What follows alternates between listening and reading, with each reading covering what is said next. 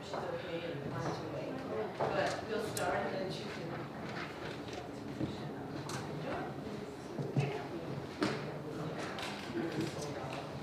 Good afternoon. Good afternoon. Is it working? And welcome to A Creature Chronicle, this amazing installation that we are privileged to host. And to Betty, who has not been here for a week. She has missed 5 events. And so Betty, we're happy that you are back. Thank you. Welcome to Swallowfield Farm. We've been here before. You've heard the welcome. My name's Jenny. My husband Dennis. We live here, and it's been a privilege to host this. It is also a privilege for us to live on the unceded and traditional territories of the Kwantlen, Kiektsi, Masquenape, and Steniamu nations. And the Macaws obviously agree with us. Just for you who have, I see a few faces that haven't been here before, but there's washrooms in the building across the way. There's also tea and coffee and things to drink afterwards if you want to hang around as well. And yeah, welcome. And the sun is shining. For all of you who are watching online, this is in real time and it will be posted later. And we thank our, for sure, our tech team that has done so much in making this great. The tech team has actually shown us what's possible in this barn. So that's been exciting too. Thank you, Andrew. So we've been, if you've been here a few times, you've noticed that we're finding quotes in Betty's book that are worthy of being read aloud. And so this is way towards the end of this treasure. And Betty says this: A Creature Chronicle is a non-linear storyboard built with facts and faith and questions. The story is still being written into our lives. So much so that I finally forced myself to stop collecting all the overwhelming data in order to respond to even a small fraction of it. I invite the viewer to determine the beginning, middle, and end of it, as well as to determine their own story and how much they are involved and or implicated in the ongoing plot. As my personal story, it's a confession of both awe and ignorance, faith and doubt. It's a song of both joy and of lament. And for those of us who have journeyed these last weeks with Betty, and with the presenters, we've certainly have gotten a taste of that. The hope, and this has certainly been a true thing, is that this installation will acknowledge the facts, but go beyond the facts, pointing to the mystery of life, and in the face of overwhelming amounts of information, encourage the possibility of laughter and hope that give the courage to practice resurrection. And here is a quote from Wendell Berry from the Mad Manifesto, the Mad Farmer Liberation Front, and just a little added thing that Betty will appreciate. Our son Joshua, over the years when he'd be home at Thanksgiving, it was one thing that he often insisted on reading was Wendell Berry's Mad Farmer Liberation Front Manifesto, and he always read it with such passion, and it was like, oh my. So here's a little piece of it. So friends, every day do something that will not compute. Love the Lord, love the world. Put your faith in the 2 inches of hummus that will build under the trees every 1,000 years. Listen to Carry On, and put your ear close, and hear the faint chattering of the songs that are to come. Expect the end of the world. Laugh. Laugh is immeasurable. Be joyful, though you have considered all the facts. Be like the fox, who makes more tracks than necessary, some in the wrong direction, and practice resurrection. Betty, you're next.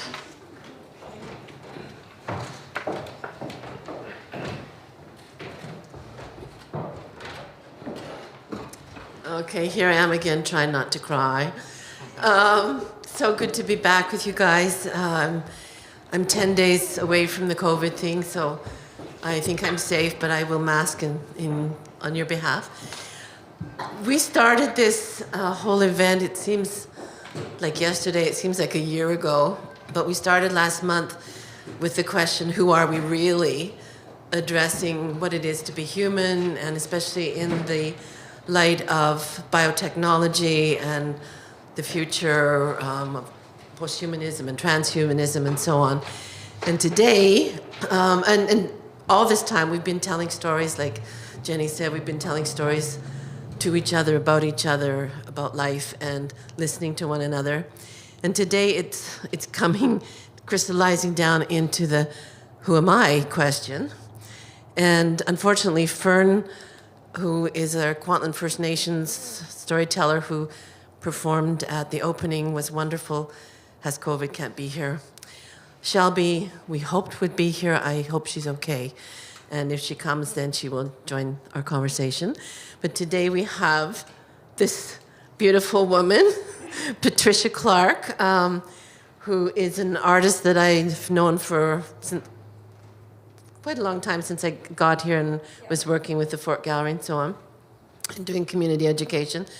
She is an amazing painter, and she has been discovering who she is through some very amazing events in her life, which she will share. And that gorgeous guy at the end is Steve Bynum. I'm going to keep him, actually, but for now I'll share. And Steve is, both their bios, all the bios are at full length in the program. You can look them up. But Steve has been a broadcaster for public radio in Chicago forever, amongst his other many things that he is and does. And he spoke an amazing talk in one of our panels recently, and everybody was awestruck by the conversation that he gave then, talking about Black lives. He will get even more personal today, I think, and talk more about his life as a Black person. So, and when Shelby comes, she's representing the LGBTQ plus community and telling her story. So that's where we're going today, and I'm so excited about you being here and those of you online. This is our last live streamed talk. We are recording some of the concerts and things, and maybe we can be able to show them in part or something later on. But Friday night and Saturday night, there are 2 concerts that I hope you will tell people to come to. They're going to be incredible, and just so many beautiful people that have come together because they want to, not because there's any agenda or they're getting paid anything. And so it will be a celebration in the end of this event. But to start and to end the talks today, my good friend Janine Noyes from Toronto is going to sing for us. And I've asked her to sing the first song a little bit in relation to your story, and she can share about that. And at the end, she's going to sing again. And then I'm sorry, we're slipping out the back because we have to go to the airport and pick up her partner, who is one of the musicians for this weekend. So anyway, welcome and thank you. So Janine and then Trish.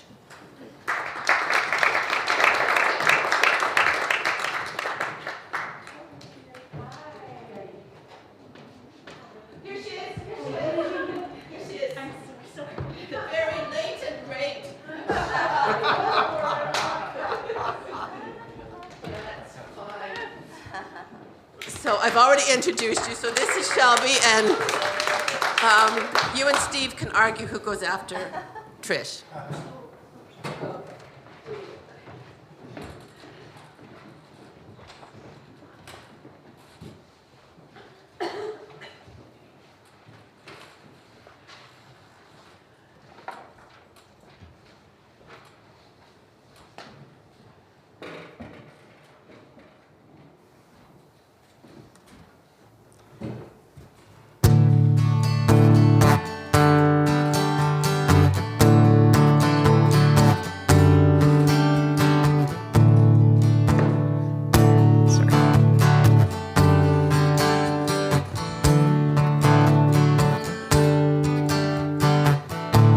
Dress your baby doll up like a prize.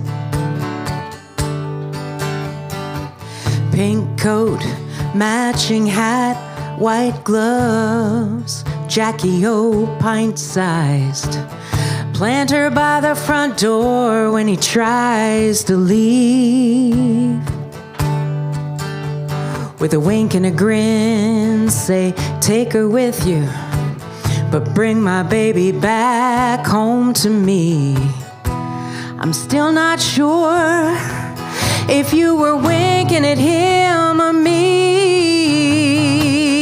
Keep him honest, keep him true, with a little girl that you use as glue. Keep him sober, keep him clean.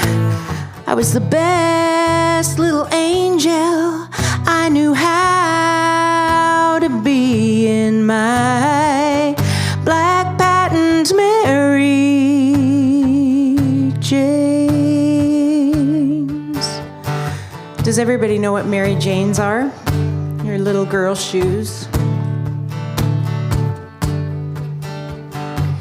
All kinds of things were flying around the room. Words, accusations, bottles, gloom. I toddled in to find you pinned against the wall. So later I tried to smooth things over. I told each one I loved you more than the other. I'll keep him honest, I'll keep him true. I'll be the glue you need in my pretty shoes. I'll keep him sober and keep him clean, but I was never quite as good as he seemed to need me to be, despite my black Mary Janes, black patent Mary Janes, black patent Mary Janes. There's no way you could ever fill a dead woman's shoes. You could try, but you'll never win, especially when those little messes of life kick in.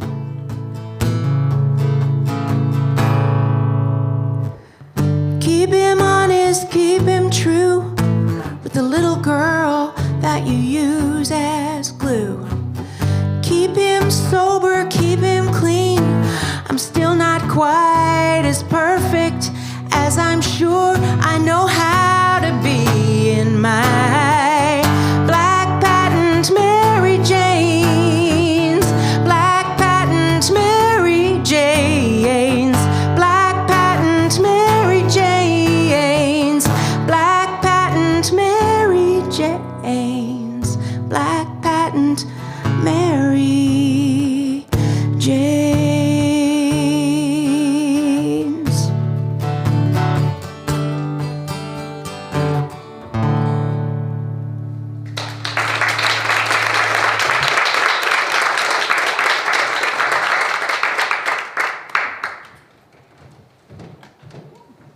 Hello, everybody.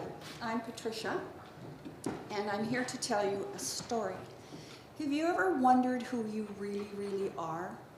Have you ever had a deep knowing in your gut that who you were told you were was not who you were? We had traveled from the interior to spend time with my mom's childhood friend. So all the kids, I was 6 years old, and all the kids and all the adults are gathered in the living room because we're going to the exhibition. Everybody's really excited. Phyllis, the lady that we were staying with, her brother came in the front door, and he walked around the room and had a little conversation with everybody, including Mom and Dad. And when he got to me, he looked down into my little face and said, "You must be adopted. You don't look like anybody in your family." Phyllis very quickly escorted her brother out of the room into the kitchen, and from behind closed doors, you heard quiet voices. I never saw Ed again. I was ecstatic because all the way along I knew that Norman was not my father. However, nobody said anything, and some adult in the room quickly said, "Come on, everybody, let's go, let's get in the car." Nothing more was said, and I often wonder if on that day my parents had taken me aside and told me the truth, how different my life would have been. I was 16 years old and I was sitting at the kitchen table with Dad as he wrote checks to pay the bills. I loved to spend time with him. It didn't matter what he was doing. There was a brown leather folder sitting on the kitchen table, and he turned to me and he said, "You must never, ever look in here." "Okay, Dad, I won't." Well, some time went by and you know what I did. So I knew the brown folder was kept in the top dresser drawer of my parents' bedroom. So I went in and I took it out and I laid it on the bed. Canceled checks, papers, and a set of white folded documents on heavy paper. I opened them up. Adoption. Mother's name, Pearl. Father's name, blank to the edge of the page. Child's name, Patricia. Adopting father, Norman. I was adopted. I knew what was going on all the way along. I wasn't stupid and I wasn't crazy. I turned to the mirror in my parents' bedroom and I looked and I saw a 16-year-old girl looking back at me. This morning she had a father. Now she didn't. This morning Norman was her father and now he wasn't. The man that she so desperately wanted to be her dad wasn't. I folded everything up and put it back exactly the way that I found it because no one must ever find out what I had done. A little bit of time went by and I collected information about going to private schools and I gave it to Norman and I said, "Would you please send me?" He said no. I would have rather lived with strangers than people that could not tell me the truth about who I was. What was so wrong with me that you couldn't tell me who I was? I never had this difficult conversation with my parents for several years, and when I did, I didn't get accurate information. In 2016, I moved to Clayton Heights and I joined Ancestry. And on Ancestry, I have a lot of maternal relatives and I had met a lot of them. I connected with a fourth cousin in California that I had never met, but she was fun and funny and we messaged back and forth a lot. I received a message from Ancestry one day and it says, "You have a new close match." So I opened it up and there's this guy named Matt. I have no clue who Matt is. Can't see what he looks like by his little itty-bitty picture. However, he has a lot of DNA with me. A few moments later, I get an email from Janice. "Hi, I see you have a new close match. Matt's grandfather is your birth father." I cried. I went to my computer to see where Janice lived in Ojai, California, and I was wondering if I'd ever been there. While I was doing that, a little message popped up on the screen. There was a retreat that I had wanted to go to in Hawaii and couldn't make it. Well, the retreat now was going to be in Ojai, California. I messaged my cousin and said, "Can I come and give you a hug?" She said, "Sure." Eventually, I did. Janice helped me put a note together to Matt explaining, briefly, do you know if you had any family living or working in the Kamloops, BC area in the summer of 1946? I waited, and I begged, and I prayed, and I got a reply from Matt. He says, "Well, he doesn't know much about his family. However, Dad does. Here's Dad's email." Again, Janice helped me put together a message to Grant. He could be my brother. Again, I'm waiting and I'm begging and I'm praying, and it seems like an eternity. I think it was only 2 weeks. I don't hear anything. So I decided what I would do is send a current photo of myself, see if that stimulated any kind of a reaction at all. And again, I'm begging and I'm praying, and I am getting very, very good at it. And then I receive a reply from Grant. He says, "Well, we were wondering how long it would be before we received a message like yours, as our father was not a faithful man." Oh, yay. A couple more weeks went by, and then I received a bunch of photos from Grant, and there was one photo in particular. I can get the one photo. Oh, there, okay. That's the one, yeah. So there was one photo in particular that really bothered me. It's the one that's on the screen. So I dug through my photos and found one of me at about the same age.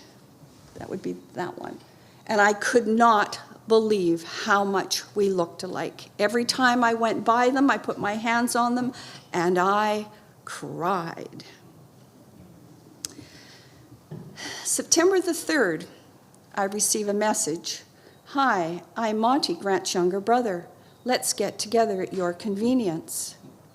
Here's my phone number. I called Monty right away. We set up a date for 11 o'clock that same morning at the Red Velvet Cafe in Langley City. I arrived a little bit early. I got my cup of tea and I sat so I could watch the door. I saw it and I said to myself, okay, there's not going to be any crying, no hugging, none of that stuff. I saw a tall man rushing quickly towards the front door, so I stood up. And Monty came in, and he just threw his arms around me and held me. This man could be my brother. He may be about to tell me who my father is. Eventually, we released each other, and I sat across the table from him. I could not believe how much we looked alike. He has the same dimples as me. He has a lovely sense of humor. He's kind and he's warm. As he explains to me that his father's name is Clayton. What? I moved to Clayton Heights and my father's name could be Clayton? He tells me that Grant is the oldest brother. They had a sister, Leah, who had passed away in 2013. Then there was Monty, and then there's a younger sister, Judy. From the very beginning, Monty was very direct about the birth father. He was not a good man.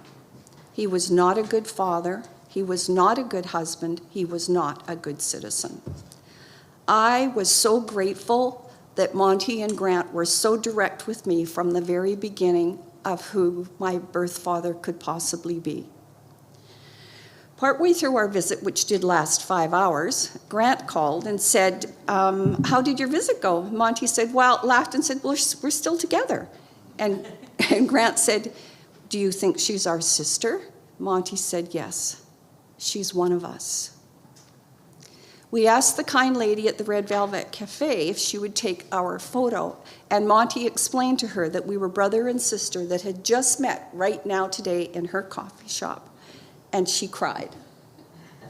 There we are. And she cried. The next day I ordered 2 DNA kits, one for me and one for Grant, because Grant would be the oldest sibling by 9 weeks.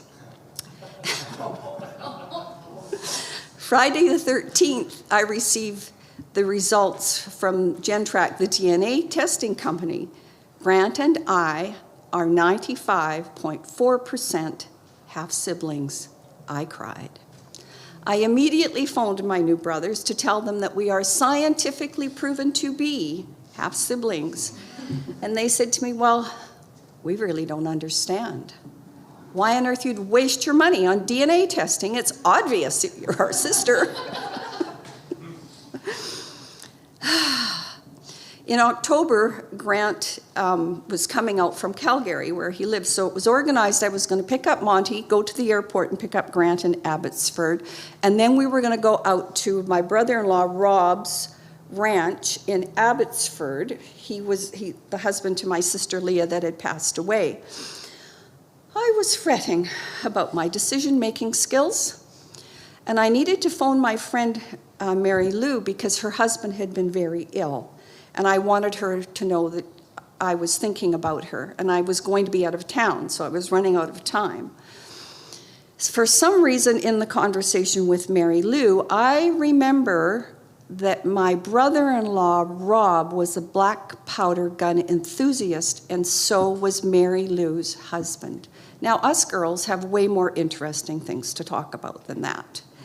So she said, what's Rob's last name? I said, I don't know. I've got it written down. I'll send it to you as soon as I get off the phone, which I did. So all night long, I am fretting about my decision. The next morning when I get up, there's a message from Mary Lou. Call me right away. I do. My sister Leah and Rob were at Mike and Mary Lou's wedding in 2002. My dear friend Mary Lou had met my sister. Now I had a secret. So I have to hold myself together, and I go and I pick up Monty. Then we go to the airport, and I get a big, warm, loving hug from Grant. We go and have lunch, and then we go to Rob's farm. I let my brothers go ahead of me, and I hold back a little bit. They each got a hug, and then when it was my turn, I got a big, warm, loving hug from Rob. And then I whispered in his ear, "Mike and Mary Lou, say hello." He stood back. His face was just beaming. "How do you know Mike and Mary Lou?" "We've been friends for 40 years. Again, I had a lovely conversation with my family, and I was very careful what I was saying because I've only known these people for a couple of weeks. My brother from Calgary is Mormon, and my brother-in-law Rob is explaining to me how spiritual and mediumistic my sister was, and that he was wishing she had some place where she could go to help develop her skills. Monty organized a visit so that I could meet some of my paternal cousins. As I was walking up the sidewalk, I hear a voice from inside shout, "Love your kinky hair." And I go in and I meet my cousin Colleen. Same kinky hair. And we look like sisters.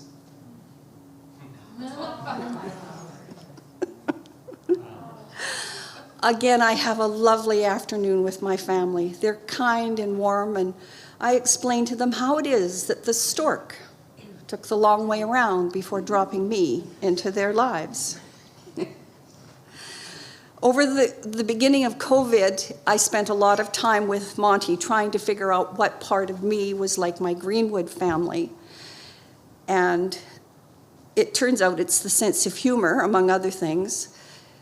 But there was more synchronicities. My sister Leah, who had passed away, has a daughter with strawberry blonde hair, kinky like mine. I have a daughter, strawberry blonde hair. The two girls in their brownie uniforms are very difficult to tell apart because they look so much alike, and they share the same first name. I was having a conversation with my cousin Colleen, and she has a granddaughter named Paige. I have a granddaughter named Paige. Monty was telling me about his maternal grandmother, Olive, one day, and I started to giggle. I said, "I have a grandmother named Olive." He said, "No, you don't understand. She's not your grandmother." I said, "I do understand. I have a grandmother named Olive." The following February, Monty and I flew to Calgary so I could spend my first birthday with my brothers. We had a lovely time. And then I flew on to Stansted, England, to attend Arthur Findlay College. While I was in the class, the instructor was walking around with a box of tarot cards, and she's saying, "I haven't opened this box for 15 years, but there's a fridge magnet in here from an event that we had done. And I think it's for someone in the class." She walked over to the lady I was working with and said, "Do sunflowers mean anything to you?" She said, "No." She turned to me and said, "Do sunflowers mean anything to you?" I said, "Yes, I paint them all the time." I put my hand up to take the magnet, and I said, "Thank you, Leah." I immediately burst into tears, and the painting that I had done just before I went to Stansted of two sunflowers, one looking up and one looking down, flashed through my head. Leah was my sister's name. It was the 26th of February. My birthday was the 24th. Leah's was the 17th. There was more tears. Immediately, I sent a note to Rob to tell him that Leah had shown up, and it was lovely. I chose to tell my story because DNA testing is the fastest growing hobby in the world. The internet says somewhere between 5 and 20% of all people have misattributed parentage. That means somebody in this room is going to know somebody that's going to share a part of my story. I strongly recommend that no one take this journey alone. There's adoption counselors, regular counselors, and there's adoption support groups. And I sincerely hope my story has been helpful. Thank you for listening.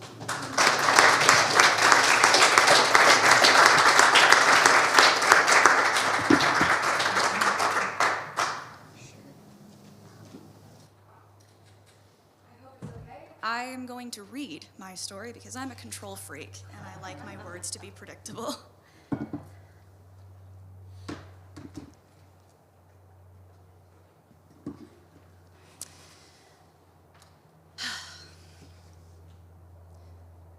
What makes a hero? A hero does not come ready-made. She does not emerge from the bowels of hell, holding aloft the head of her vanquished foe at the beginning of her story. Nor does she proceed through each chapter and end result, a finished draft. Heroes are forged through ice and fire, broken and reformed, cut open and stitched back up. Hi, I'm Shel Wyminga. My pronouns are she, her, they, and them. I'm a vocational make-believer, and if I'm completely honest, I'm still not entirely confident I know what the fuck I'm doing here.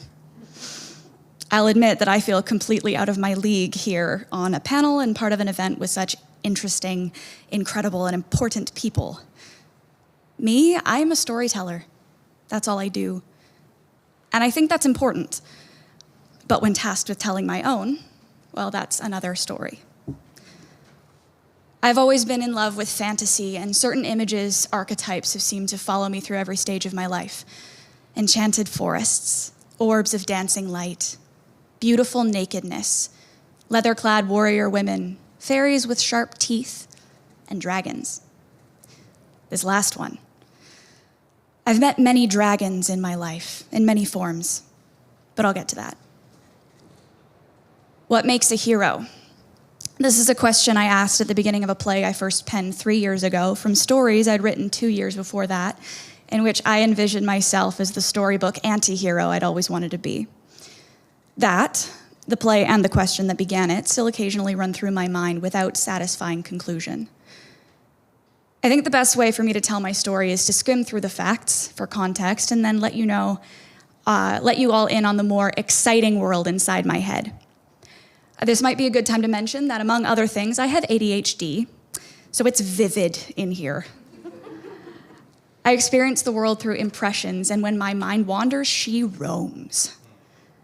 That's where things can get a little fantastical, so prepare for some detours, an unexpected journey, if you will. The time was when Shelby was just a girl.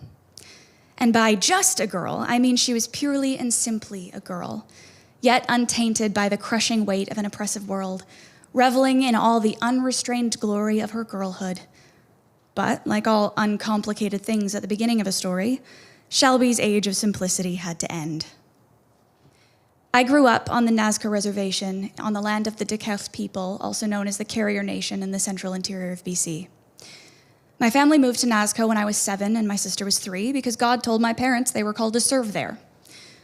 Sure would have been nice if he'd told me, but God was strangely silent at that time. I was raised by parents who tried their best, and yet despite the best of intentions, my younger sister and I often found ourselves playing second fiddle to their firstborn, their ministry. Nazca was not an easy place to grow up. It's remote, isolated, the summers are hot and dry, and the winters hit -50. We often had bears in our backyard, that part was cool. And like on many reserves, the linger effects of colonialism, residential schools, and generational trauma hang heavily over the community in the form of addiction, domestic abuse, and suicide. Needless to say, my parents' firstborn was a needy one. When I was a child, dragons were big, beautiful friends, like the horses I rode, but with scales and teeth. They were the stuffy I had with its googly eyes and wings of iridescent fabric. They lived in the pages of my notebooks in bright colors and on the pendant I wore around my neck. The idea of dragons as monsters was entirely unfamiliar. This may be because I was seeing enough real-life horrors that the idea of a gigantic flying lizard carrying me away would have been somewhat comforting. Instead, what frightened me was the unknown and unseen. The small creeping things that would hide in the shadows of my closet, that would watch me from the darkness. The things I knew might be there, but couldn't see and therefore didn't want to see. Even though I knew that seeing the monster in the light immediately makes it less frightening. This will become relevant later. Eventually, I went to high school in the nearest real town, got involved in a church youth group, made some friends, lost some friends, listened to a lot of Green Day, rediscovered faith, and tried really, really hard to be absolutely perfect. Perfect student with perfect grades, perfect body, perfectly modest, perfectly feminine, perfectly nice, perfectly Christian, whatever the fuck that means. A perfect fit for whatever box I thought I was supposed to fill. As I'm sure you can tell, I succeeded beautifully. Really, the constant striving for an unattainable standard had me too busy to do a lot of imagining, so I'm going to skip over most of it. Only a few important things happened in the age of adolescence anyway. I met the boy who would become the man who would become my partner in life. I discovered acting, and I began to show clear signs of anxiety and depression. The dark shadows went from being a thing with leathery skin and sharp teeth hiding in my closet to whispers in my mind and a weight on my back. My story changed completely when I left home to do my BFA in acting at Trinity Western University, an institution that is now run by its very own smog, but that's a different story, isn't it? Glad you got that one. It was there that I found a home. I began to shine a flashlight on some of those hidden demons and discovered that some were relatively harmless, while others bite harder when made visible.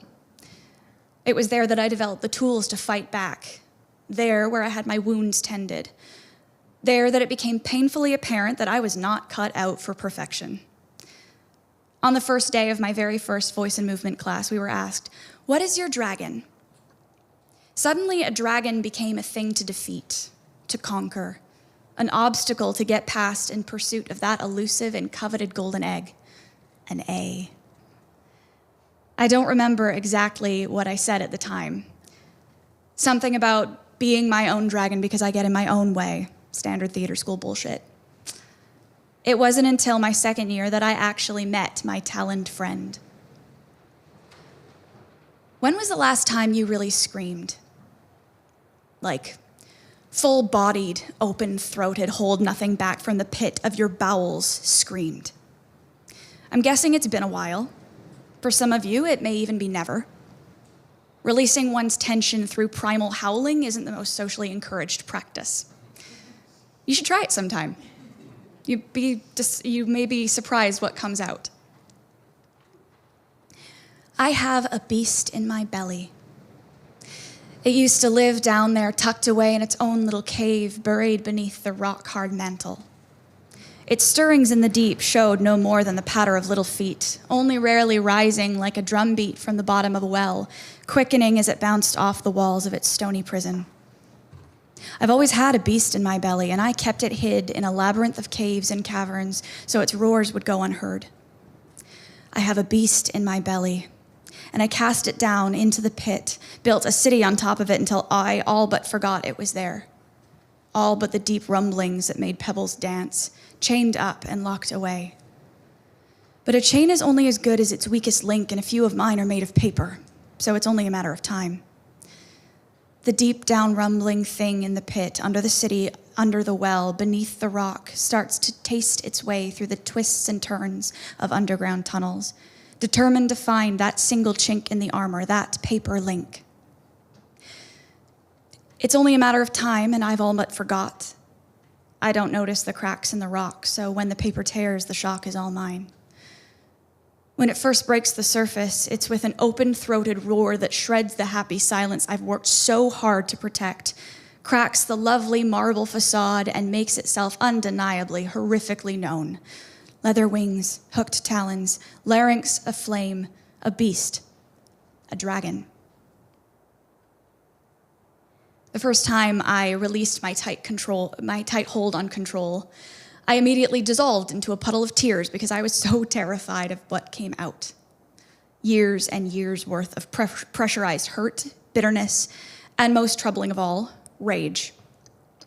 Thankfully, this unleashing took place within the sanctuary of the theater, while I was with two trusted friends who held me, spoke lovingly to me, and danced with me while I sobbed for all I was worth. That night, God finally spoke. It's the only time in my life that I can confidently say I experienced the literal presence of a loving divine and they came to me through the hands and voice of my two queer, beautifully broken friends in an empty theater at 3 o'clock in the morning. Once again, I'll skim over the next several years simply saying, I got to know my dragon. I had a lot of opportunities. She was quiet sometimes, often begrudgingly so. Sometimes she would try to break the surface again, and I would be prepared to wrestle her back down. But sometimes when I was distracted fighting my sneaky little shadows or unable to see for the darkness, she would break free, and I would feel immense shame. The next dragon I would encounter reared its ugly head in February 2020. I think at first we all thought it would stay far off in its mountain cave, or that some hero would slay it and we'd all be saved. But instead, its destructive breath razed communities, leaving countless dead. Its monstrous shadow spread across the surface of the globe. We all lived in terror, and all we could do was learn to take precautions and wait for it to eat its fill. The pandemic has changed our world in ways none of us could have predicted. Many for the worse, some for the better. For me, it meant a lot less noise to drown out the cries of my own smaller dragon. With all this time free of distraction, I began to recognize that what she was trying to tell me. The shattered stillness rings with its hungry screams, and as I grab hold of those broken chains and pull like reins, I find something in those depths that stops my breath all over again. Because the beast isn't there by accident, oh no. I now know that it was put there carefully, whipped into a fiery fury, set down the well in the pit, like so many monsters are, to guard something.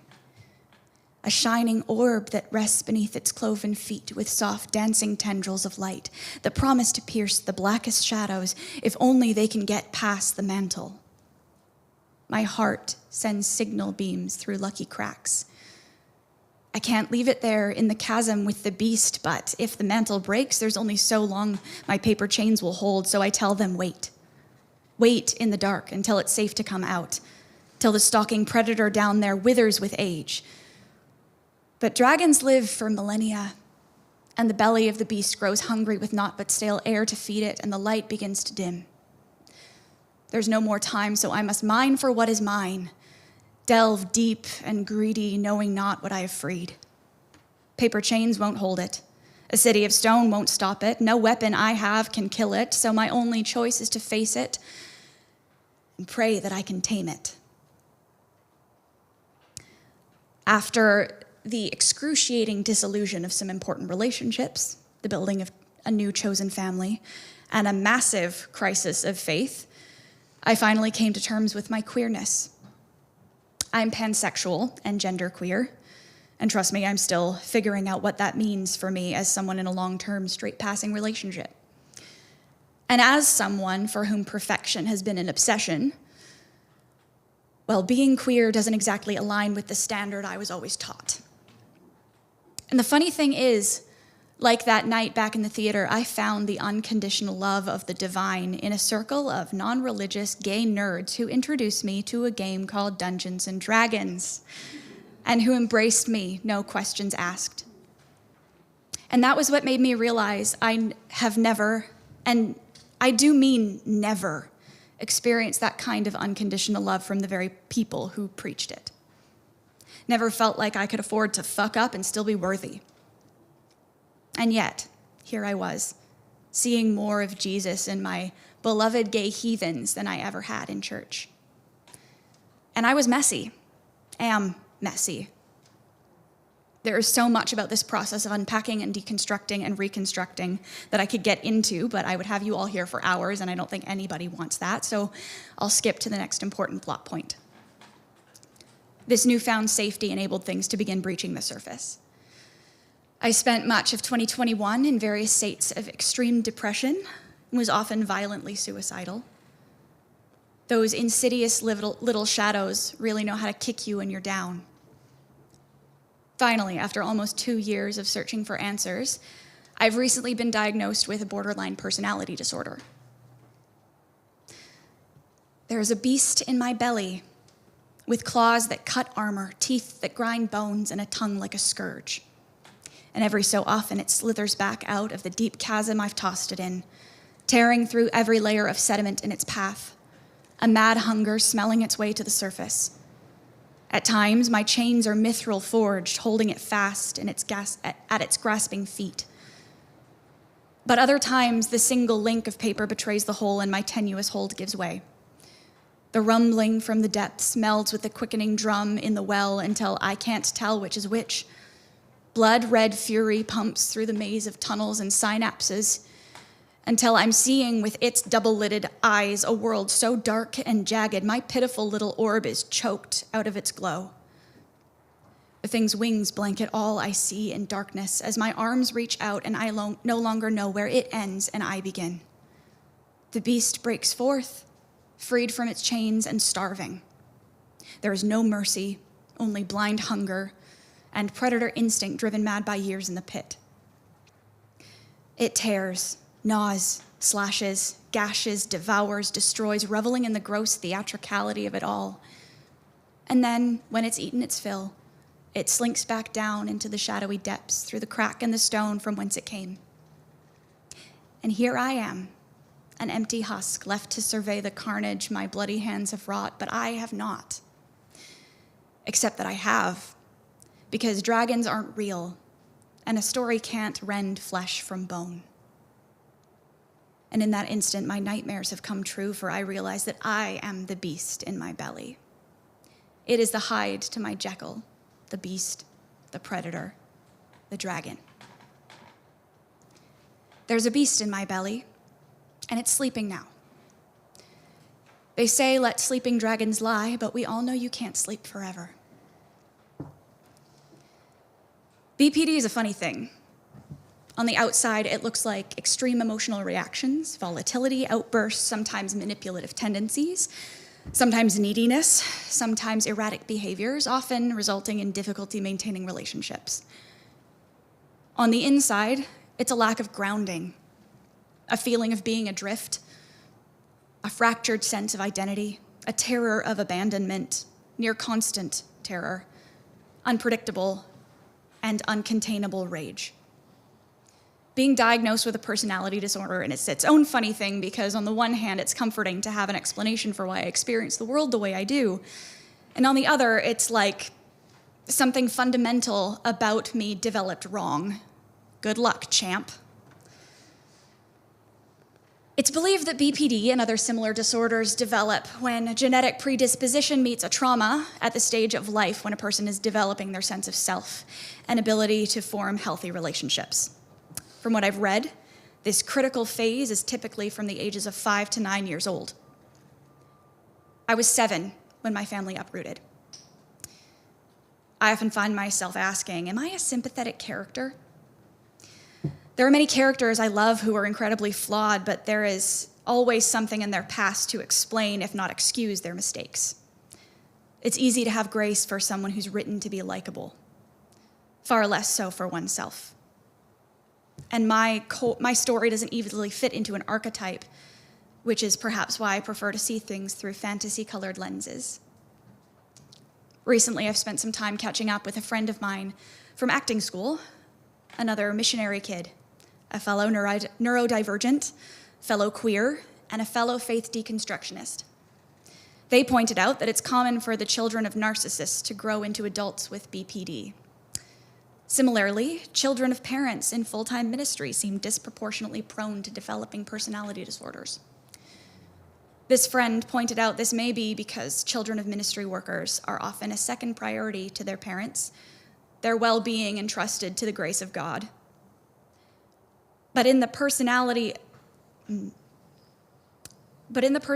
God, and I want to be clear, I mean the personality of God as portrayed in ancient texts, written by fallible humans and preached to us by corrupt and power-hungry leaders, it's the personality of a narcissist, one of those bad dragons. I refuse to bow to a thing with cruel claws, whether the one within me or the one I'm taught to worship. My God is a storyteller, a guardian, a surprising lover, and they are too powerful to be held by 4 walls or small minds. I'm learning to love my own dragon. For as volatile and rage-filled as she is, she's learned to protect me. I won't put her down like a dog, nor will I chain her and whip her into begrudging obedience. She was there for me when I needed her, and now I will do the same. I wish to see her heal, to see that she doesn't need to bite at every hand that would tend her wounds. I have a profoundly fractured sense of identity, and I feel as if I'm just now allowing myself to examine who this person within this meat suit is, who I am aside from the rigid roles I've been taught to fit, aside from an unattainable standard of perfection, aside from my job, my successes and failures, apart from the people who tell me I'm worthy or demand that I prove it. It's amazing what it will do to a person, denying a part of themselves they don't even know exists. But I've come to think that if there is a grand artist, am I not made to be what I am made to be? I write and retell stories about messy, complicated, broken people, and more often than not, I love them desperately. Nice people make for bad stories. And I don't like to think that the author of the universe, whoever that may be, is a bad storyteller. So it seems to me like the best way I can honor the author is to be who I was written to be: messy, complicated, broken, and live my story. Because the best stories are about healing, redemption, hope, not perfection. Heroes do not come ready-made. They do not ride high-headed white horses or shine their armor to reflect the sun's rays. Instead, they come trembling, wide-eyed and weeping, but with the strength to step forward when half their parts have already run the other way. Heroes do not come ready-made. They are made and remade again, in ice and fire, broken and reformed, never complete, their battle never really won.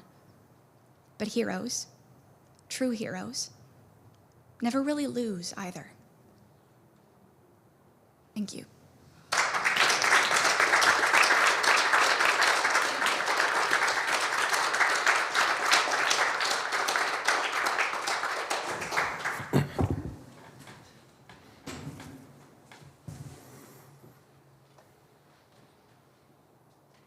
I want to thank you both, Patricia and Shell, for bearing witness to who you are and doing so in a manner that leaves no room to be inauthentic. So thank you for pushing me into that corner. And then you say, and you're welcome. Stand up, dear friend. You, stand up. Betty, stand up. I want you to look at that wonderful person and know that she exemplifies the example that in my faith tradition is called co-suffering love, that the love that Christ showed when he offered himself as a love offering for the world on the cross is made manifest in this event that you put together, because I know what you endured and what you continue to endure to make it happen. I know when I first met you some 3-4 years ago, and I saw some of this work with no idea of what it would become, you knew what it would become. And you challenged me to be present when the time came for what I had no idea. You wanted to do this a year ago, but COVID made it impossible. And you said, reserve your calendar, and I did. And I want you to know that I honor your sacrifice, and I hope that my offering will be well-pleasing to you and all of you. Thank you.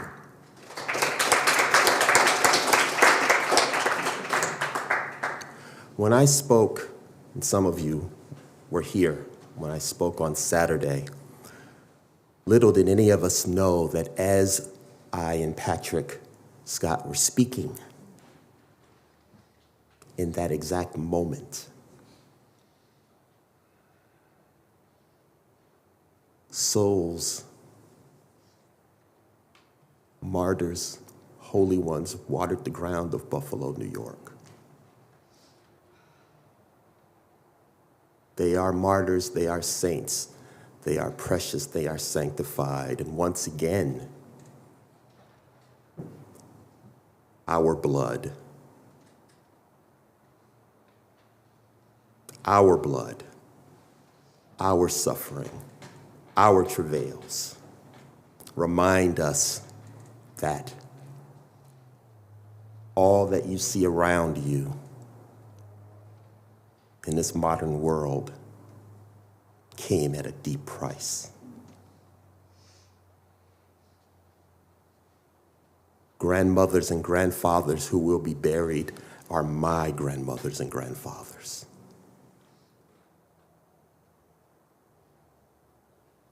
This lynching, this racist lynching that took place last Saturday recentered me in the discussion of who I am, which is both simple but not easy to relay. I am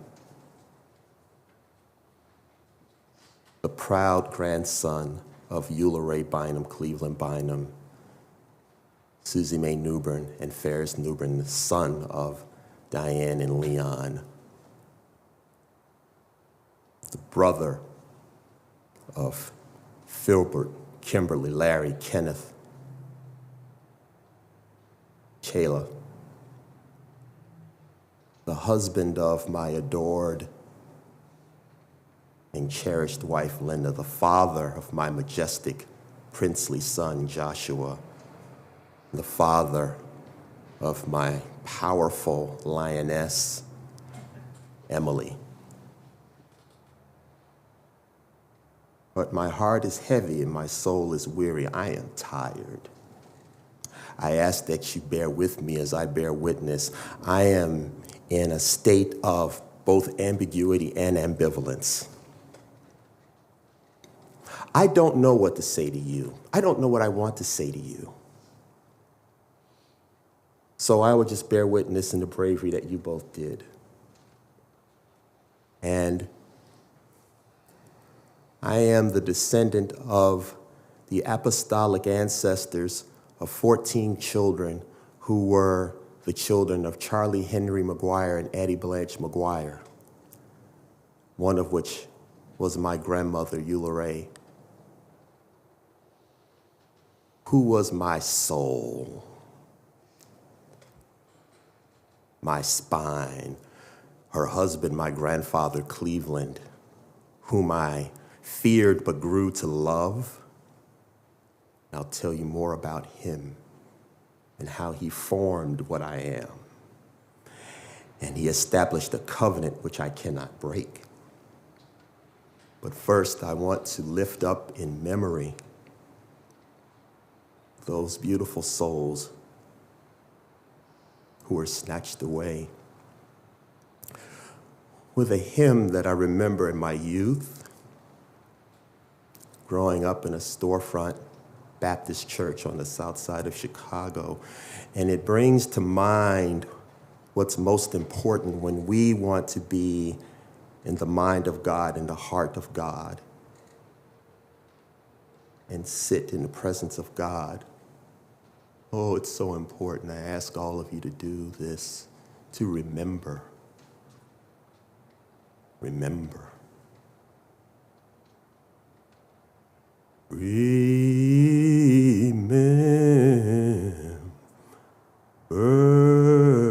me.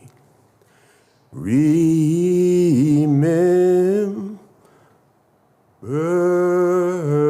me. Oh Lord, remember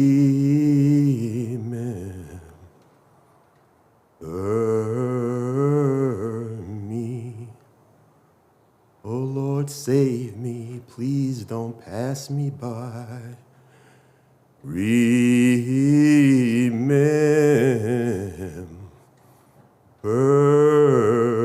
me. Remember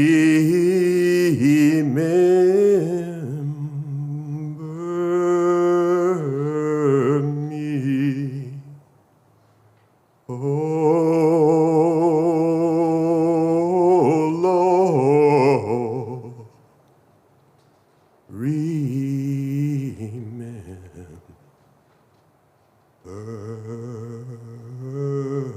me.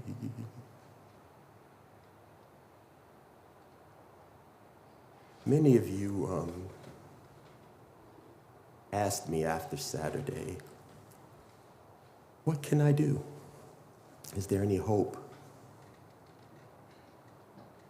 And I would say that as a marginalized, suffering person, we don't have the luxury to ask that question, is there hope?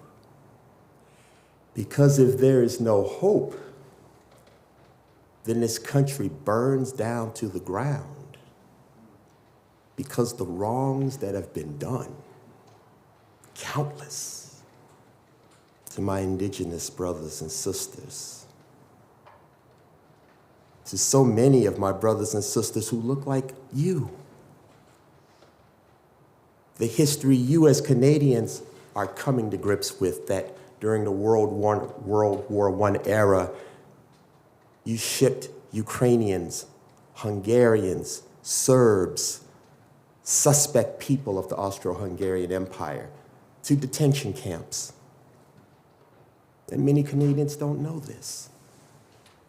Many of those who suffered didn't speak those stories.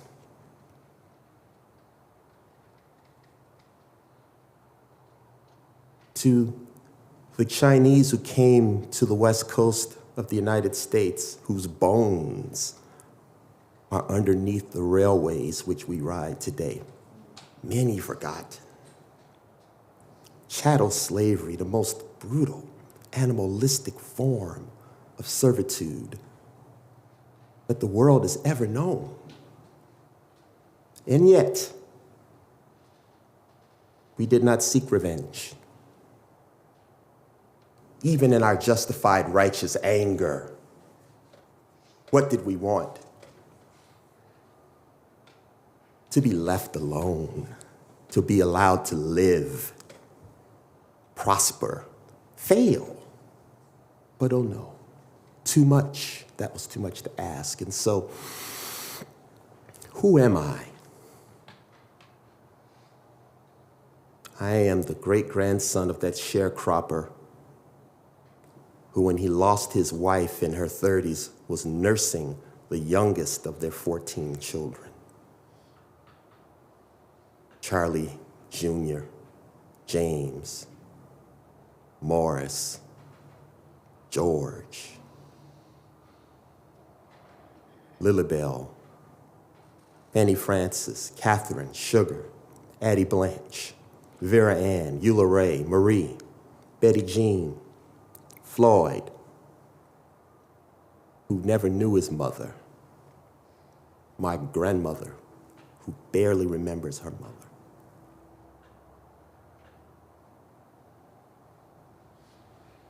When I go to Memphis, Tennessee, and I drive down Interstate 57, and I pass numerous towns and cities in Chicago, and I come upon this little sleepy town north of Memphis called Arlington, and I go down Pleasant Ridge Highway, and it twists and turns and slithers, and at the time there was a small church, and there was a graveyard, and in that graveyard are my holy ones buried.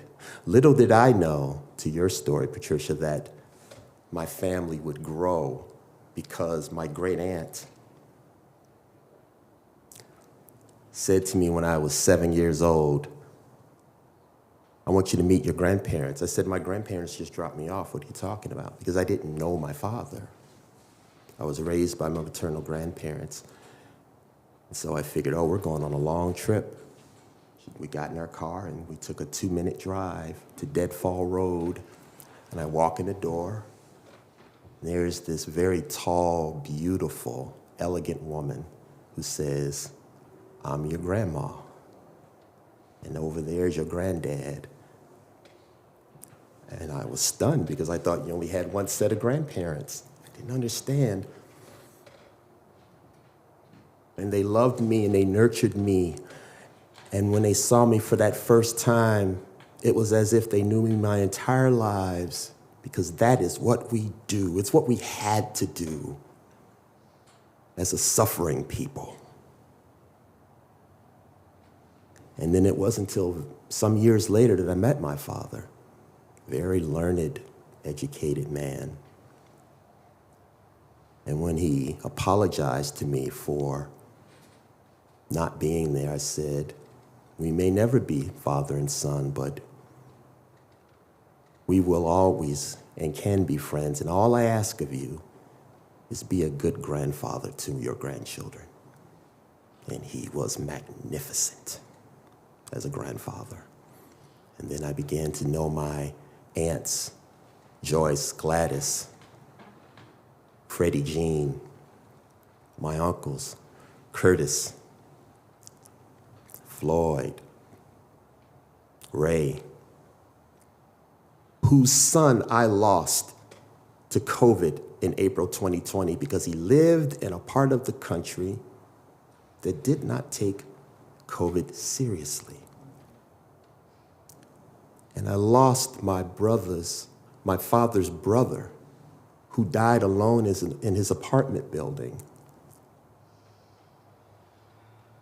And it wasn't until he was found and some weeks later that we discovered how he died from COVID. I am also a follower of Jesus Christ, understanding what that means in the vein of Matthew 25. Who have I fed? Who have I clothed? Who have I sheltered? Who have I protected? And the manifestation best of that faith came to me through the Orthodox Church of all things, a Ukrainian Orthodox Church. And what I began to find is that Ukrainians are also a suffering people and have suffered. And I fell in love with that culture and its songs. And when I think about my godmother, who is Ukrainian, and family members she still cannot get in touch with, and those who have been lost, I also want to lift them up in memory in an Orthodox hymn that we sing. Memory eternal,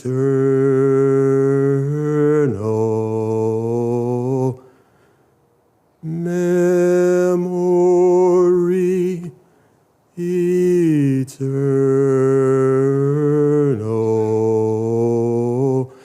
memory eternal.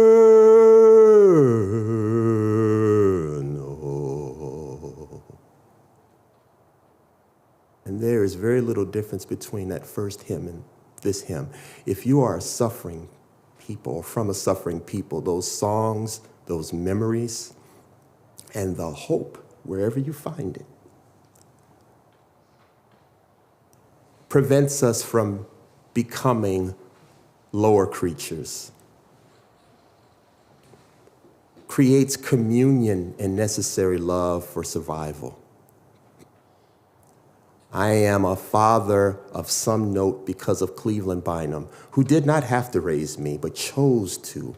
I was his family of choice. I was 10 years old and I came up to him, called him Paw Paw. Paw Paw, Paw Paw, I want to go to Six Flags. I said, Six Flags? They asked my grandma, Eula Ray, where is Six Flags? Cleveland, St. Louis. We live in Chicago. St. Louis is a 6-hour drive. And he looked, it's like Saturday morning, out of nowhere. He thought he was going to enjoy a day off. And he actually looked into doing it, but when he realized it was a 6-hour drive, he didn't do it. And so he said, well, instead, we'll go to Great America, another large amusement park in the Chicago area. And this 55-year-old man carried his 10-year-old grandson around, got on at the time was the biggest roller coaster in the United States, let out a primordial scream and wail I had never heard before, got off the roller coaster shaking, and said, I will never do that again, and we're done. So I thought my day was over. And it was hot. It was in the 90s, humid. But he took me around and he played the arcade games with me. And I wanted this penguin, this huge penguin. And you know how these games go, toss the ring, and you gotta spend $100 just to win anything. And he kept trying and trying. He finally won me that big penguin. So now he's carrying this huge penguin, candy, food, another stuffed animal, walking around. And I have this image in my mind when the sun was coming through. I thought about this. He was standing in the distance, and there was this sort of makeshift tunnel of metal that had ivy all over it. And I remember the sun coming through and shining, and all I could see was his dark silhouette. He's looking at me, wondering, are you coming? Are you coming? And I looked at him, and at that moment, he was the most magnificent human being I'd ever known. He didn't even finish grade school. He had to quit school to pick cotton in the South to take care of his family. And that is my model for the father I want to be, that if my son or daughter said, drive me to St. Louis on a moment's notice, I will hop in my car and go.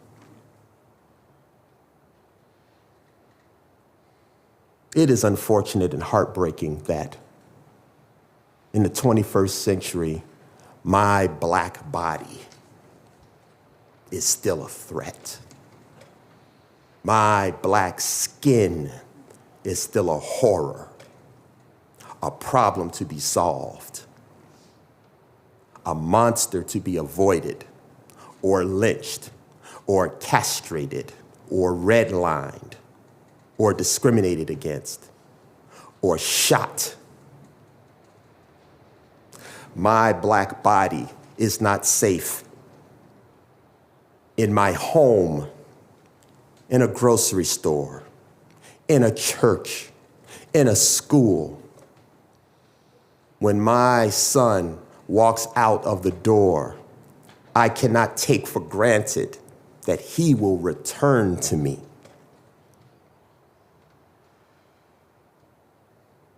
I know that you all have burdens to bear.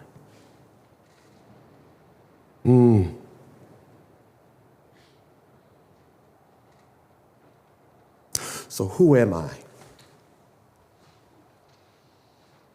I have an obligation to live. I have an obligation to love. And now I have an obligation to speak without qualification, without justification, without need for validation,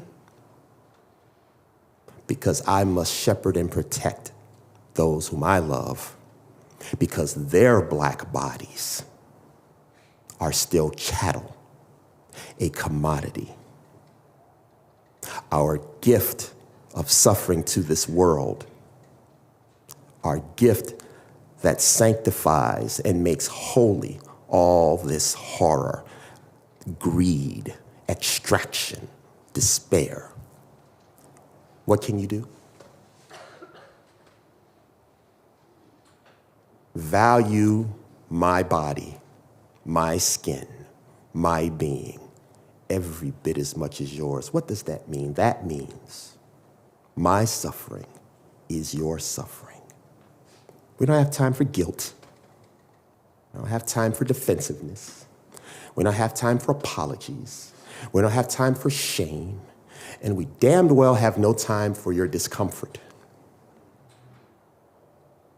I'm friggin' uncomfortable. Okay? I wake up uncomfortable. And I have the added burden of not only grappling existentially with what it means to say, who am I? But then I must carry not only my fatigue, my suffering, but your fragility. Not you personally, the collective you. That is the difference. Your lack of personal animus towards me is of no consequence. Good for you. That's the ceiling. That's the floor, not the ceiling. I am not a racist.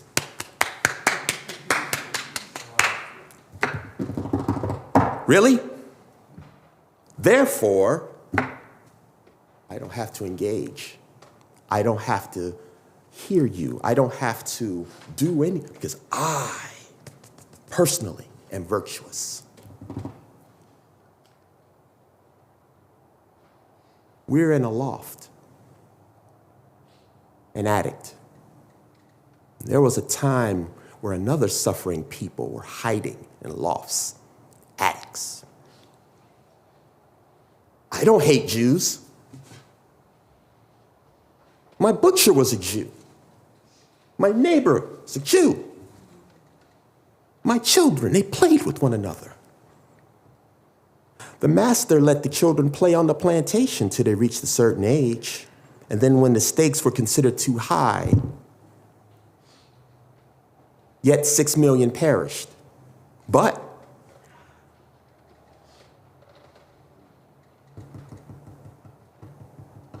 that is the difference between being racist and anti-racist, or not racist and anti-racist. I am not a racist. I am anti-racist. I have a moral responsibility, all of us, present company included, to push back against and combat systems, structures, individuals, groups that would deprive anyone of life, of joy, of being, simply because of the excuse of their skin. That same fragility and fear has ravaged our planet.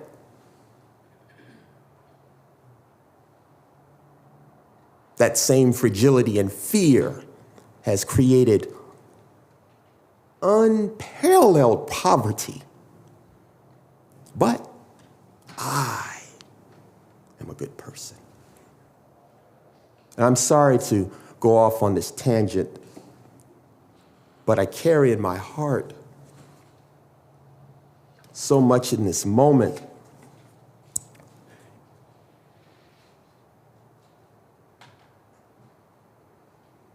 We have fought a 400-year struggle since the colonial project began to see the beauty in ourselves, to nurture the glorious, glorious majesty within ourselves. So that even in well-meaning moments when we say we're all one family, we're all the same. Yes, but when you do that, it is a form of erasure. When we, as Black people, attempt to deny or suppress that which is indigenous and natural to us, it is a form of self-erasure. So we've got our work to do. To be unapologetic about our beauty because we are literally dying. So there are some tough conversations ahead. Half of those 14 came up to Chicago in the Great Migration to find a better life and left the South. The men all served in the armed forces for a country where they could not vote, could not eat at a lunch counter, could not utilize a bathroom. And sometimes my people have had to relieve themselves with farm animals and yet be able to place their hands over their heart and say, I pledge allegiance. What do people know of patriotism who run around here with their symbols and their flags and their mottos? What do you know about it?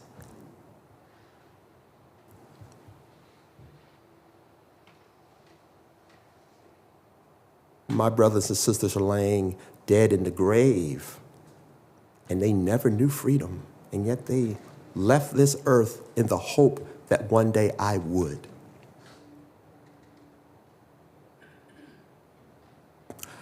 We are all the icons of the living God. The divine rests within us. In all of God's likeness, image, beauty, and boundless love. To look at another who is an image and a manifestation of divine love, and to hate, that says to me, not someone to be afraid of, but someone to be pitied, someone who is sick and needs healing. Gandhi and King spoke frequently about wanting to help our sick brothers, that by our suffering, we will reveal their humanity. And so, who am I? I am the boy who would sit in a church and hear the group sing, I love the Lord, He heard my cry. I love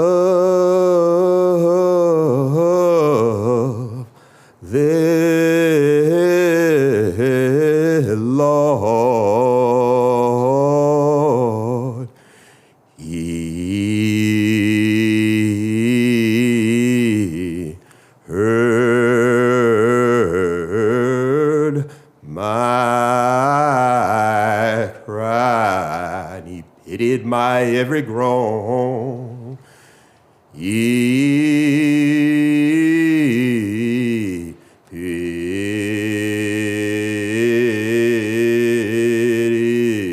my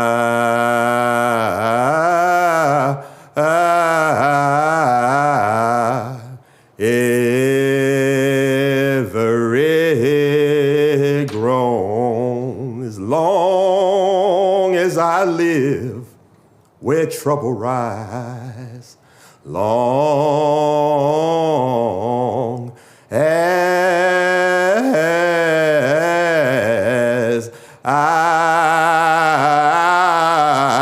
as I live, where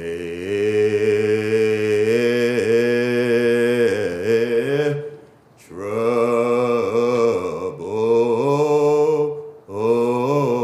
rise, I'll tarry around His throne.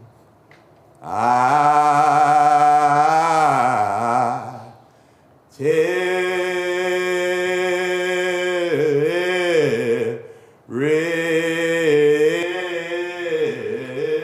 around my Lord. I'll tarry around His throne.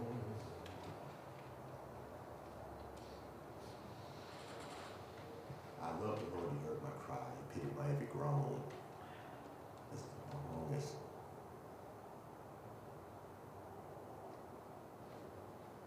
long as I live where trouble rise, so trouble is rising. And I tarry around His throne, the gathering, a Eucharistic gathering of love, of community, of the human race. Because now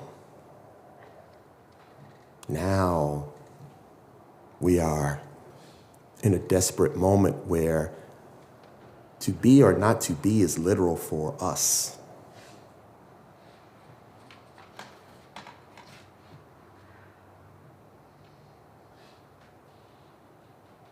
I believe that the co-suffering love that God demonstrated in His healing, the love that we're commanded to show towards one another, will save us.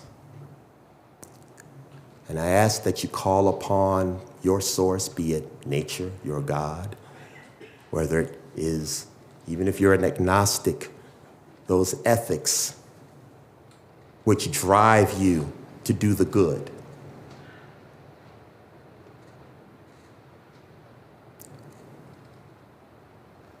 And in that way,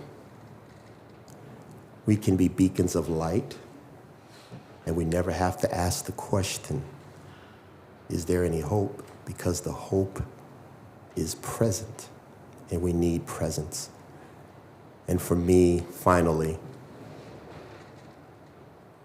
the Eastern Orthodox hymn where we call upon the help of God, so similar to the call of my ancestors.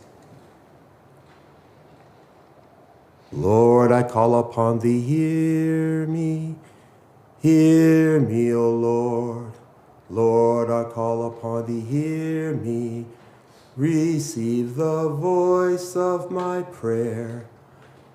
When I call upon thee, hear me, O Lord. Let my prayer arise in thy sight as incense, and let the lifting up of my hands be an evening sacrifice.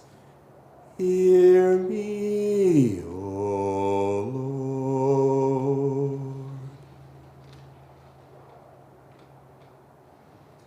From the bottom of my soul, I thank you all for hearing me. I thank you for your patience and your attention. I so thank you for your presence. And I am so eternally grateful for your presence and the energy and the love and the power that you've given me on this day. I will carry it and bring it forth, because this is part of my inheritance, which is not a reward, but rather a debt that is owed, that I must repay. And I ask that in any little way that you can, assist us in repaying that debt, so that our holy ones would not have died in vain. Thank you.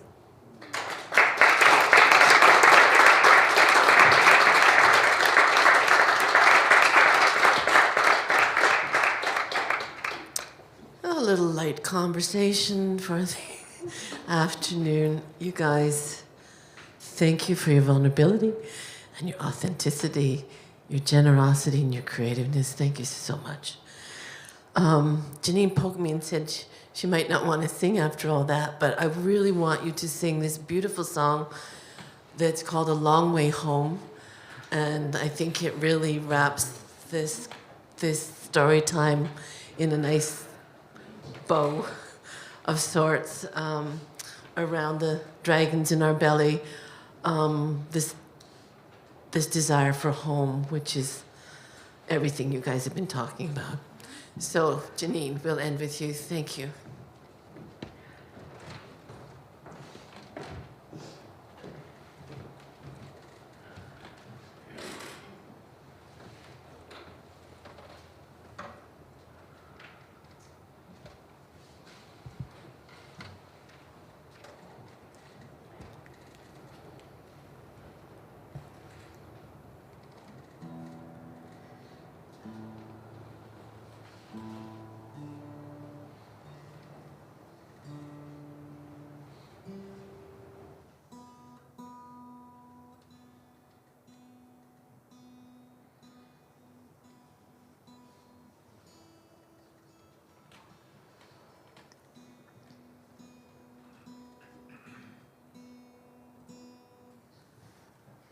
Always takes longer when you watch me. I usually ask you to look at your shoes.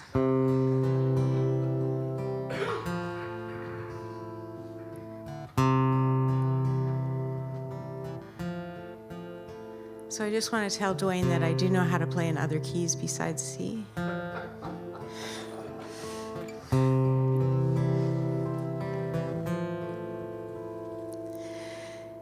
It's a long way home, a long way home, back to where the people you knew were strong, were still strong. When they told you there was nothing wrong, you knew there was nothing wrong, and it's probably just you. It's probably just you being you again. It's probably just you, 'cause there's nothing wrong here. It's a long way home, a long way home, back through all the tangles of what you call memories, and hiding like the mess you made. Look at the mess you've made, and it's probably just you. It's probably just you being you again. It's probably just you. Look at the mess you've made. How can you break the code of silence? How can you leave when you can't move on? How can you climb out from under the rubble and hear your own song?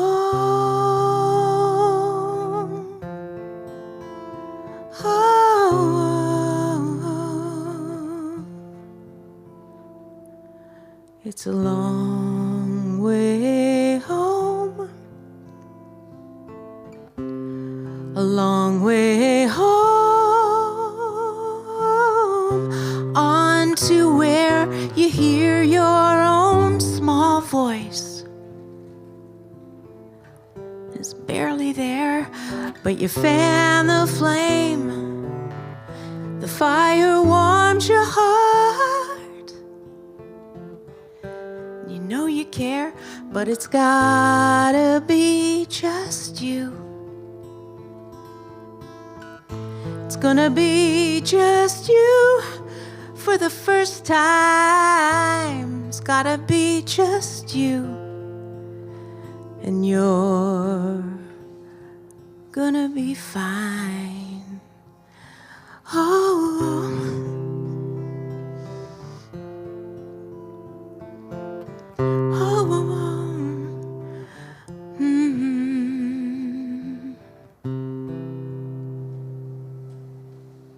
blessings.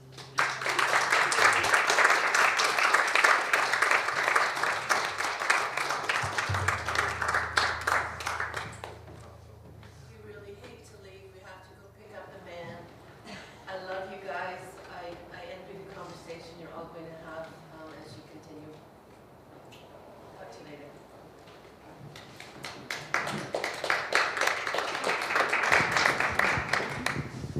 Anyone want to respond, either question, comment? Just pass the mic to you.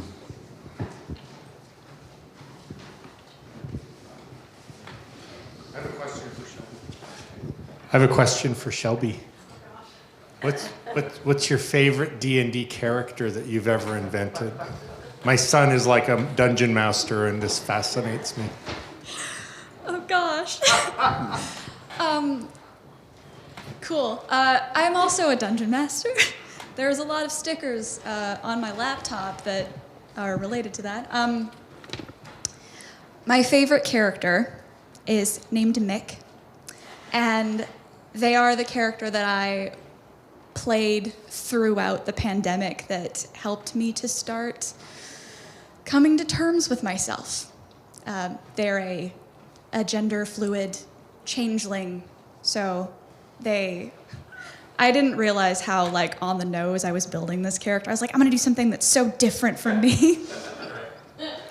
And like they're this magical little fey creature that skips around and is able to change shape and therefore lacks a sense of their own identity because they've been they've spent their entire life trying to be whatever people want them to be.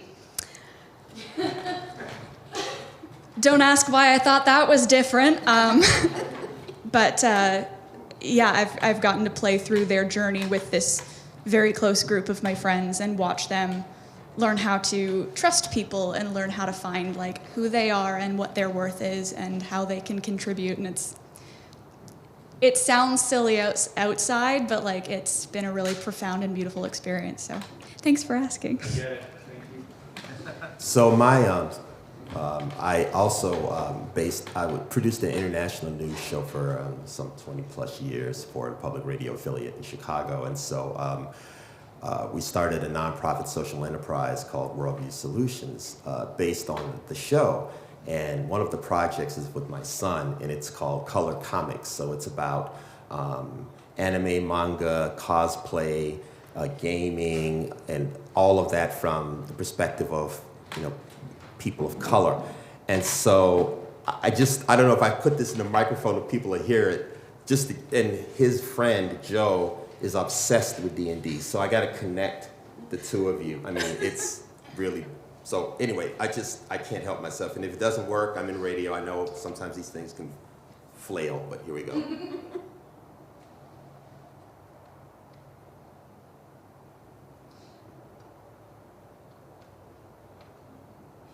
we go. Of course. Campaign. Which one was it? Remember when I got stabbed by a child? Oh, yeah, you did. I remember that. Did you hear that? I remember my first D&D campaign. Which one was it? Remember when I got stabbed by a child? Oh, yeah, you did. I remember that.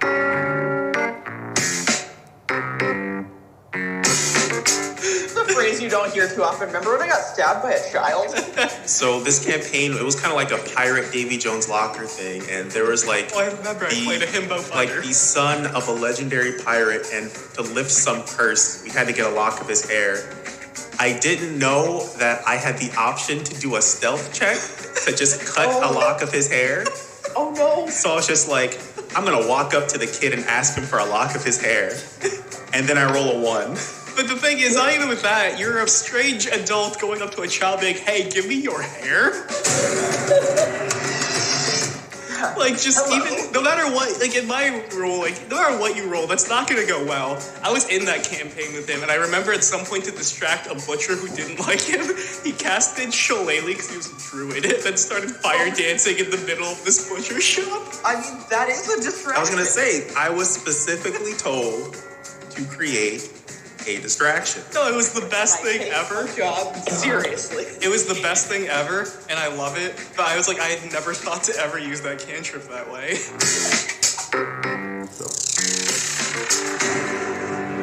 So you're the only one in here that would truly appreciate it, because I have no idea what they just said there. One of my players is sitting over there. Oh, okay. There's at least 2 of us. So. Thank you. You're welcome.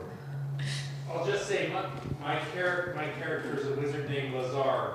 Oh. So, Lazar is a spiritual mentor of both of ours, and so he's an archbishop here in the area, Dudney, All Saints Monastery. So.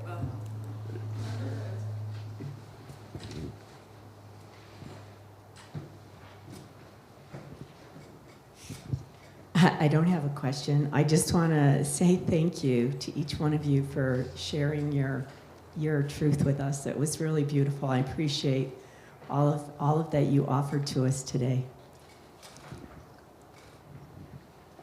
Hi, this is particularly for Shelby. You mentioned that you had ADHD, also that you had personality disorder. I don't like those labels. That's not who you are. I've always been, especially that personality disorder. Okay, you have a different personality, but so do I. How do you deal with these labels that have been put to you? It's funny, I know a lot of people who feel a similar way. I found a weird amount of comfort and freedom in having those explanations, because I know that in my opinion, things like autism and ADHD and what we call neurodivergences. I don't think that they're disorders. I think that they're different programming that different brains have, and our world is not set up to work well for people without a very specific brain wiring. So I know that there's things that I'm very good at and other things that I'm very not good at as a result of having ADHD. The thing that's helpful for me is having that as a blanket term, because for a long time I couldn't figure out why I had a hard time sitting still. And like, especially in church, I was like, am I just a bad person? Because I cannot remember a single thing that was spoken during that sermon. Like, and it's my parents speaking, so it's extra embarrassing. Like, they're gonna ask me questions later on. And like, I mean, like, that's kind of one of the classic examples of like symptomology, but so many ways that I see the world and challenges that I have, and then things that I do well. Mostly the challenges, I never knew why I couldn't do the thing that everybody else seemed to be able to do easily. So then finding out that this is a thing that I have, it was like, oh, okay, I'm not just like a lazy disaster. I just have a different brain. And then I was able to look and say, okay, these are the things that I can do to help myself. And it's a similar thing with BPD. I do agree that like calling them personality disorders is not a super helpful way of wording it. But it's a similar thing where for me, when I discovered it, it was like, oh, thank God. Okay. It's not just that I'm weak or temperamental or difficult or overly sensitive. It's that there's a wound, and that I've developed traits to protect myself from being hurt. And then I can look at those traits, and now I have the tools, the language to speak to people who want to support and love me, and I can say, these are ways that you can support and love me, and then these ways that you're trying to support and love me actually make me feel like garbage. And so it's a little bit easier to have it's like having a formula.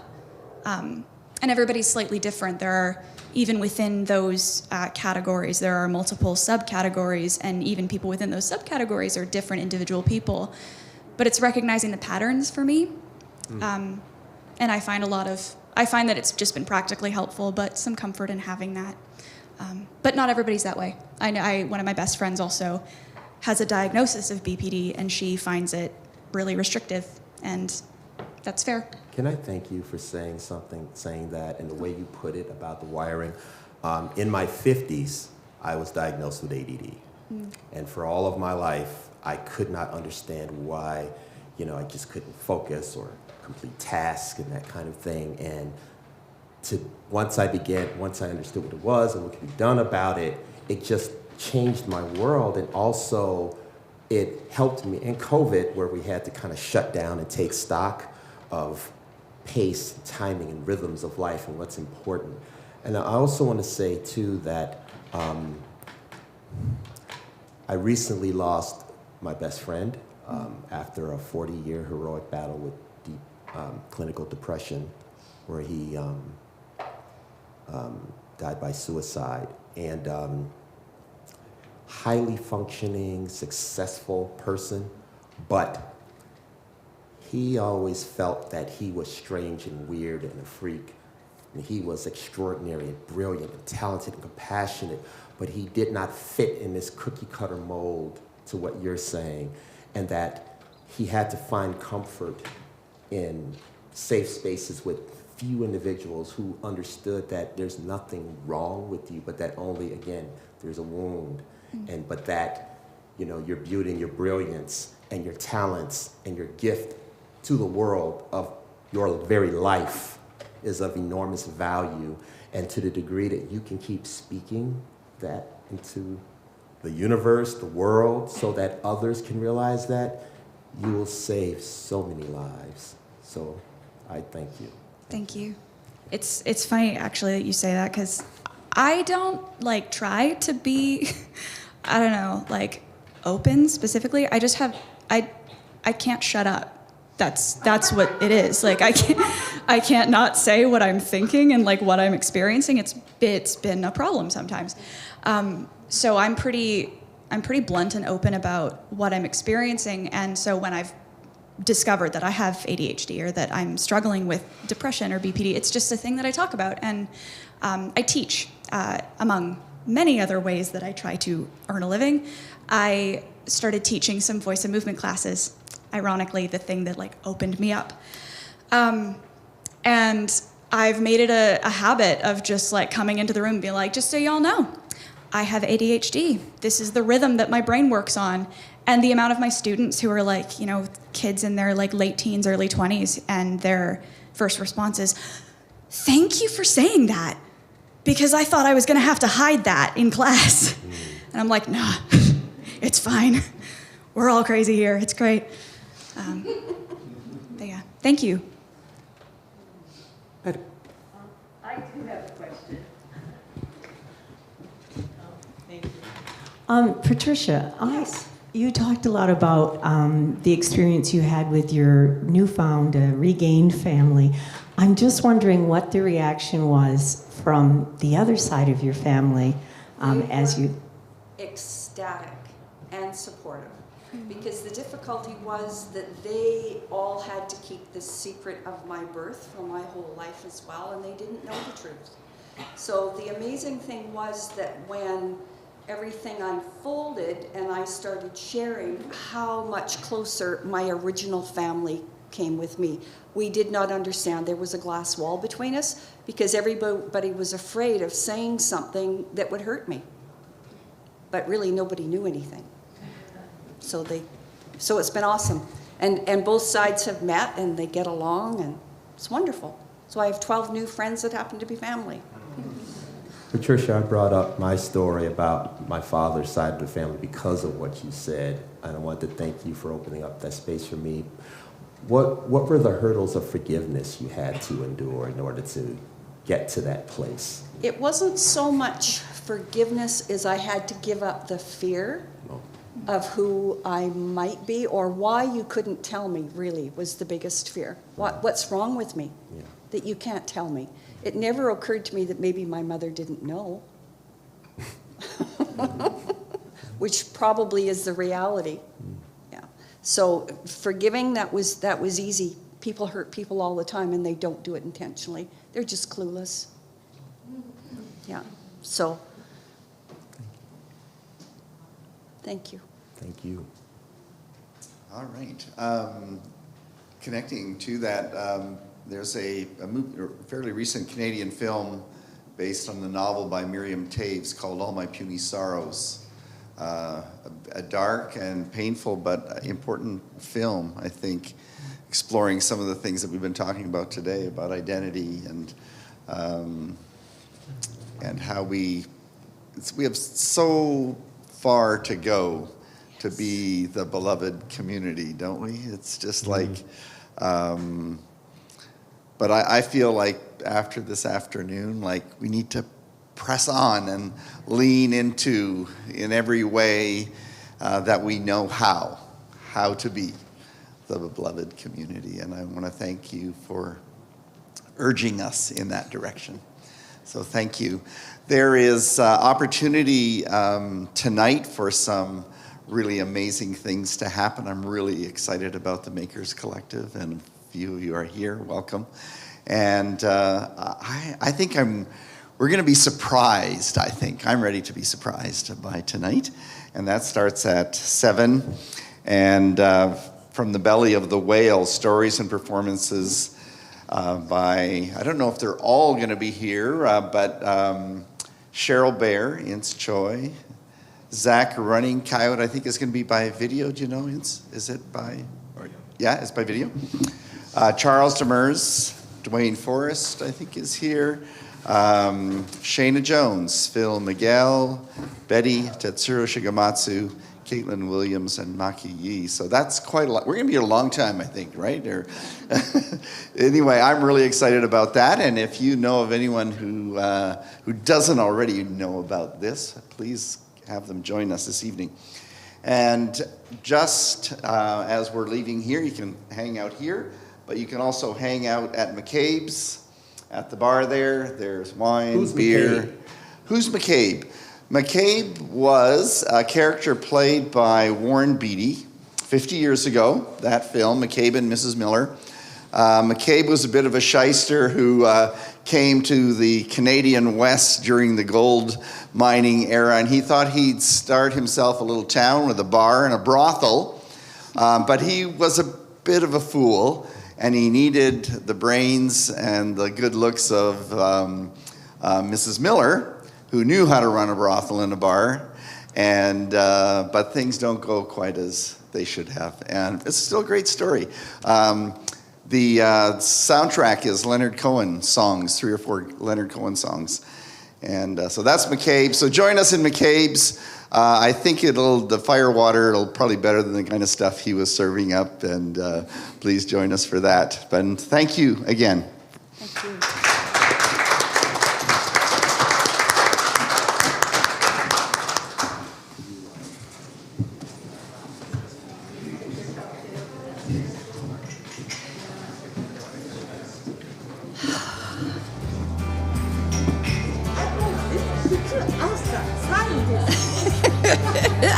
You're so sweet.